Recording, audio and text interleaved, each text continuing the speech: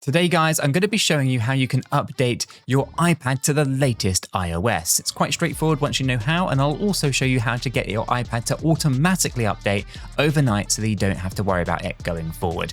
Let's get started. Okay, guys, so here I have my iPad. The first thing we need to do is head over to settings. From our settings here, we can see there's lots of different things going on.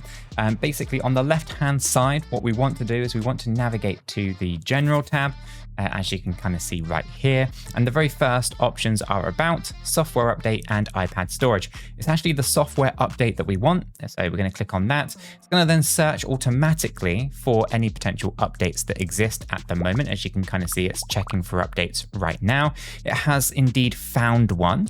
Okay, this is iPadOS 18.7.2 at the point of this recording. It also gives other different iOS options as well down there as well, which you can also see if we click into here. You've got 26.1, which is a whole new design and all of that other kind of stuff. So there are some options here. I could go for 18.7, which is basically provides security fixes, or I could go for the 26, right? And I can do several different things here, right?